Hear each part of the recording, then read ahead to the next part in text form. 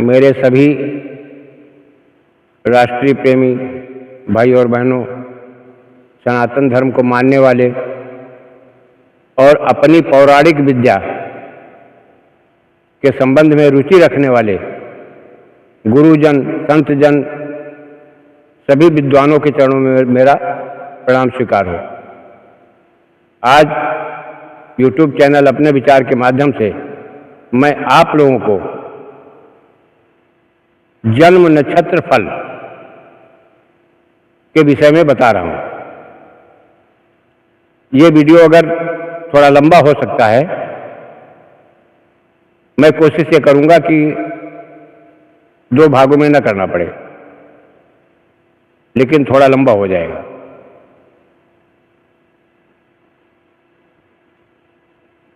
प्रकृति किसी भी प्राणी को अपने मुताबिक, अपने सिस्टम से, अपने हिसाब से जन्म देती है।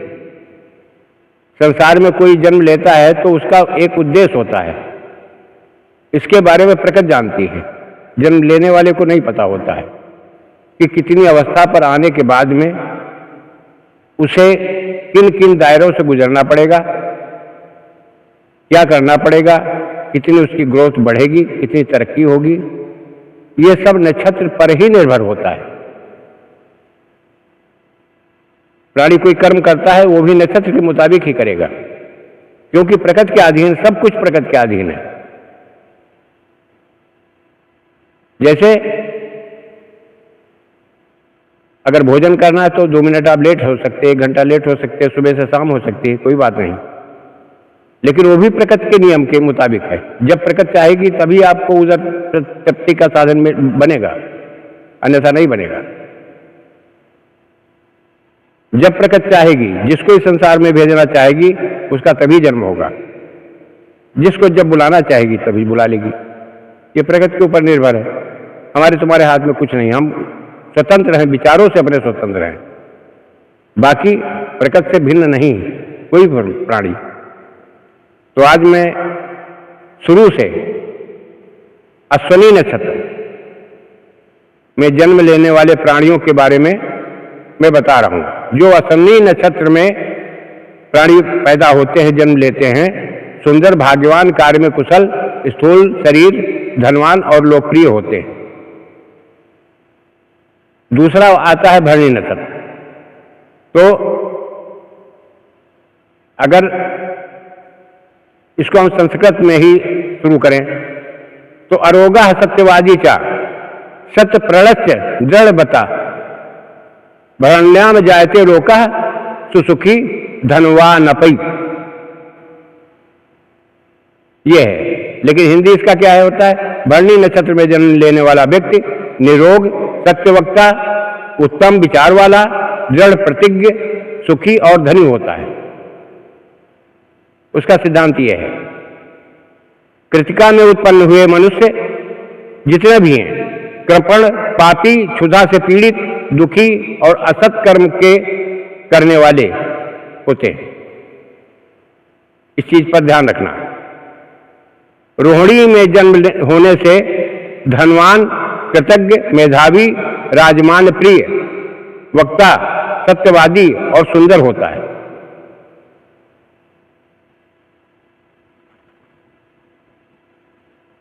अब मृगशिरा की बात आती है। तो मृगशिरा में जिन जातकों का जन्म होता है वह मनुष्य चंचल, चतुर, धैर्यवान, नकली, वस्तु बनाने वाला, स्वार्थी, अहंकारी और परद्वेषी होता है। ऐसे व्यक्ति को किसी दूसरे की उन्नति अच्छी नहीं लगती।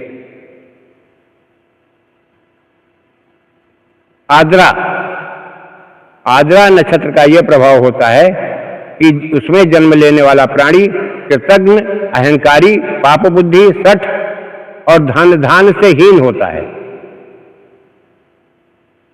ये प्राकृतिक प्रभाव होता है, नक्षत्रों के गुण हैं ये, कि जिस जातक का जन्म जिस नक्षत्र में होता है, नक्षत्र अपना प्रभाव दिखाता है। अब पुनर्वसु में जन्म होने से क्या होता है? शांत, सुखी, भोगी, सुंदर, लोकप्रिय, पुत्र और मित्राज से युक्त होता है। सामाजिक क्षेत्र में का उसका दायरा बहुत अधिक अच्छा होता है, सामाजिक मर्यादा बड़ी अच्छी होती है। पुष्य में जन्म लेने वाला व्यक्ति देव और धर्म को मानने वाला, धनवान, पुत्र युक्त, पंडित, शांत, सुंदर और सुखी होता है। अश्लेषा में जन्म हो तो उसका क्या प्रभाव होता है? वह मनुष्य सब पदार्थों को खाने वाला, क्रूर स्वभाव, कृतज्ञ, धूर्त, दुष्ट और अपने कार्य को करने वाला होता है। वो तुम्हारा हित करके अपना कार्य सिद्ध कर लेगा।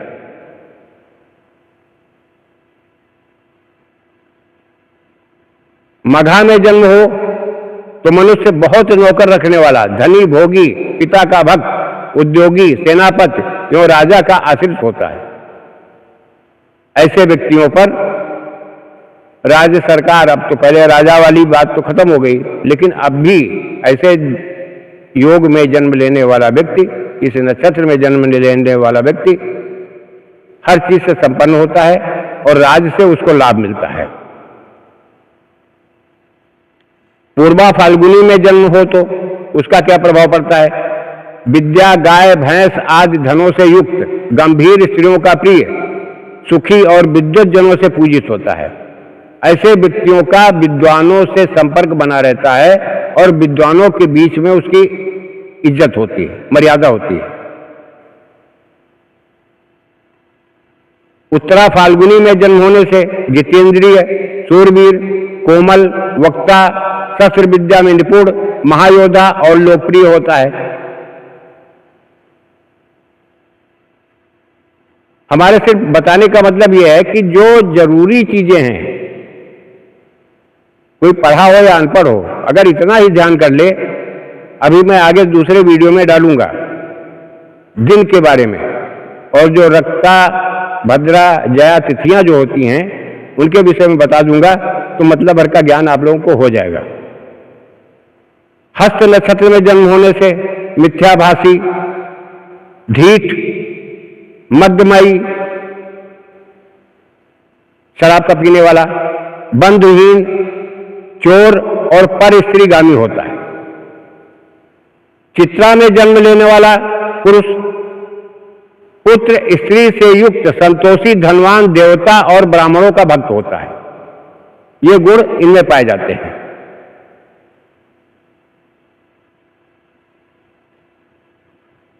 स्वाति में जन्म हो तो चतुर, धर्मात्मा, कृपण, लोकप्रिय, सुशील, देवता का भक्त होता है ऐसा प्राणी। विशाखा में जन्म हो तो बड़ा लोभी, महाअभिमानी, निठुर, झगड़ालू तथा बेश्यागामी होता है। ऐसा व्यक्ति मर्यादित नहीं होता है। अनुराधा में जन्म लेने वाला कोई भी प्राणी हो, उसके साथ क्या होता है? ये नक्षत्रों का प्रभाव होता है मेरे भाई, इस पर ध्यान देना। पुरुषार्थ साधन के लिए विदेश जाने वाला, बंधुओं का कार्य करने वाला और प्रसन्न रहने वाला, जिसका अनुराधा नक्षत्र में जन्म होता है, उसके साथ ये गतिविधियां होती हैं।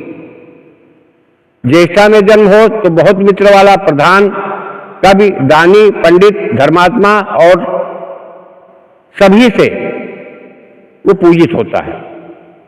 मूल नक्षत्र में जन्म हो वो सुखी, धन, वाहन से युक्त, हिंसक, बलवान, स्थिर कार्य करने वाला, शत्रुओं को जीतने वाला और बुद्धिमान होता है। ऐसा व्यक्ति पांडित्य कर्म में संलग्न रहता है। पूर्वाषाढ़ा में जन्म हो तो उसका प्रभाव जान लीजिए। वो शरण में आए हुए का उपकार करने वाला, भाग्यवान, लोकप्रिय और सभी कार्यों में चतुर, ऐसा प्राणी होता है। अब उत्तराषाढ़ा में जन्म होने से क्या प्रभाव पड़ता है जातक पर? बहुमित्रवान, उसके बहुत मित्र होते हैं। हष्टपुष्ट, लंबे शरीर वाला, विजयी, सुखी, वीर और विनययुक्त, सरल स्वभाव, कोमल स्वभाव का होता है। उत्तराषाढ़ा का चतुर्थ चरण और श्रवण के आदि की 4 घटी अभिजीत कहलाता है। ये ध्यान रखना इसमें।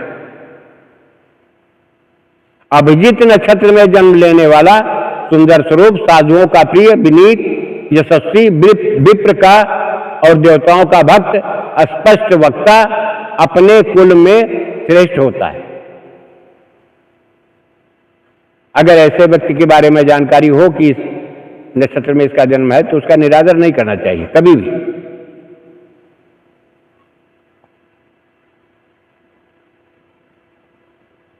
श्रवण नक्षत्र में जन्म लेने वाला कृतज्ञ, सुंदर, दाता, सब गुणों से युक्त, लक्ष्मीवान, बहुत संतानों से युक्त होता है।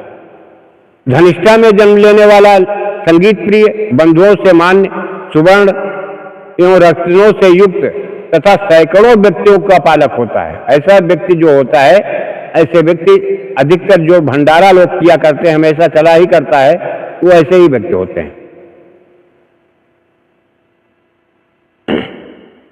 शतभिष नक्षत्र में जन्म लेने वाला व्यक्ति कृपण, धनवान, परिश्रीगामी, विदेश में रहने की कामना करने वाला होता है, लेकिन जा नहीं पाता है। पूर्वा भाद्रपदा में जन्म हो तो वक्ता, ऐसा प्राणी वक्ता होता है, सुखी, संतान से युक्त, बहुत निद्रा वाला और व्यर्थ समय को बिताने वाला होता है। उत्तरा भाद्रपदा में जन्म हो तो गौरवर्ण, बलवान शरीर, धर्मात्मा, शत्रु को जीतने वाला और साहस से मानो दूसरा देव ही हो।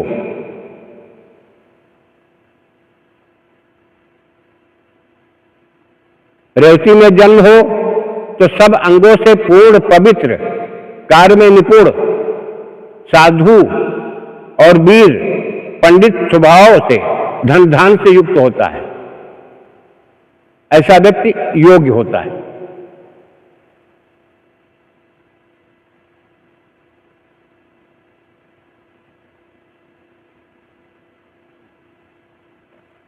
विषकुंभ योग में, विषकुंभ नक्षत्र में जिसका जन्म होता है वो सुंदर रूप, भाग्यवान, नाना प्रकार के आभूषणों से युक्त, बुद्धिमान और पंडित होता है। प्रीति योग में जन्म लेने वाला स्त्रियों का प्रिय, तत्वों का ज्ञाता, महाउत्साही एवं अपने प्रयोजन सिद्धि के लिए सदा उद्योगशील रहता है।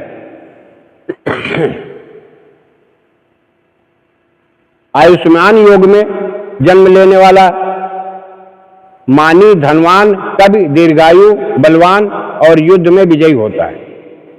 सौभाग्य योग में जन्म लेने वाला राजा का मंत्री, सब कार्यों में दक्ष और स्त्रियों का प्रिय होता है।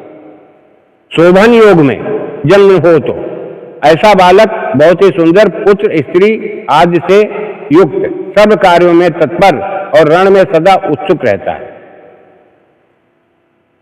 अतिगंड योग मनुष्य मात्र हंता होता है। ऐसा व्यक्ति मां के लिए दुर्भाग्यशाली होता है तथा तीनों प्रकार के तिथि, नक्षत्र, लग्न के गंडाद में उत्पन्न कुल का नाशक होता है। सुकर्म योग में उत्पन्न मनुष्य सत्कर्म करने वाला, सबका प्रिय, सुशील, स्नेही, भोगी और अधिक गुणवान होता है। झट योग में उत्पन्न मनुष्य धैर्यवान, यश, पुष्टि और धन से युक्त, भाग्यवान, सुखी, विद्यावान और गुणी होता है। शूल योग में उत्पन्न मनुष्य शूल रोग से पीड़ित, धर्मात्मा, शास्त्रवेत्ता, विद्या और धन उपार्जन में कुशल और यज्ञ करता होता है।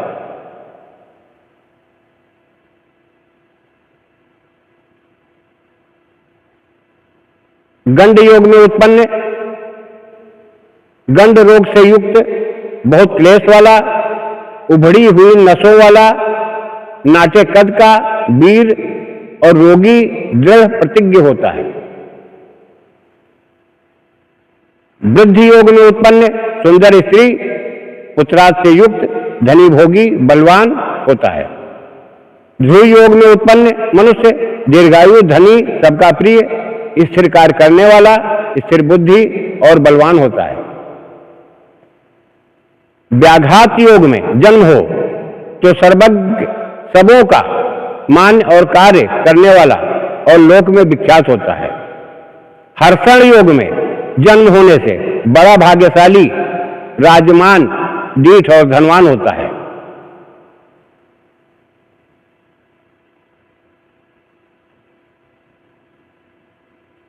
सिद्ध योग में उत्पन्न जन्म लेने वाला मनुष्य सर्व कार्यों में सिद्ध करने वाला, सर्व कार्यों को सिद्ध करने वाला, दानी, भोगी, सुखी, सुंदर, किंतु रोग और शोक से युक्त रहता है। व्यतिपात में उत्पन्न मनुष्य कष्ट से जीने वाला, यदि जीवित रह जाए तो यश और सुख से युक्त उत्तम पुरुष होता है।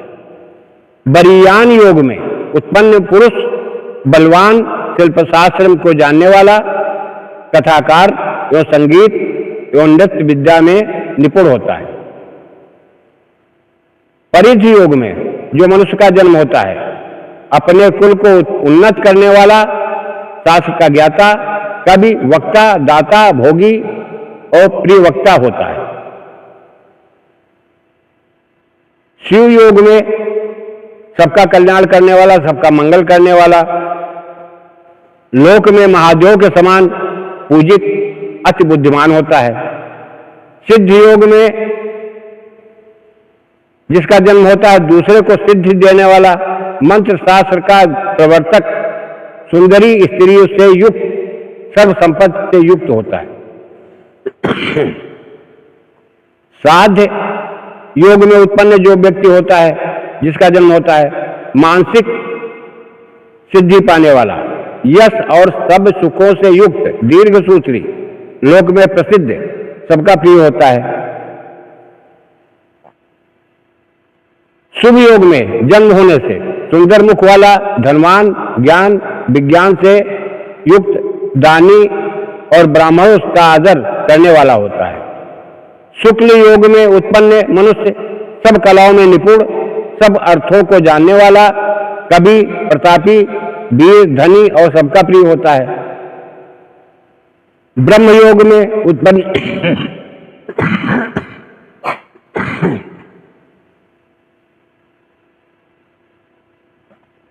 ब्रह्म योग में उत्पन्न मनुष्य बड़ा विद्वान, वेद शास्त्रों में पारंगत, ब्रह्मज्ञानी एवं सर्व कार्य में निपुण होता है। ऐन्द्र योग में उत्पन्न मनुष्य राजकुल का हो तो राजा, अर्थात अन्य कुल में हो तो धनी, अल्पायु होता है, सुखी, भोगी और गुणी होता है। वैधक योग में जिसका जन्म हो वो उत्साही, क्षुधालु, लोगों की भलाई करने पर भी सबका अप्रिय रहता है। आज मैंने जो कुछ उचित समझा कि सरल शब्दों में आप लोगों को, इसलिए मैंने बताया कि साधारण सी जानकारियां ये होती हैं कि जो आप लोगों को जानकारी करने के लिए बहुत आवश्यक है। और नक्षत्रों के बारे में ये देखिए,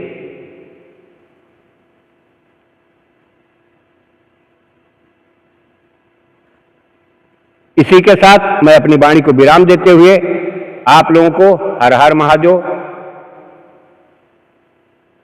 वंदे मातरम।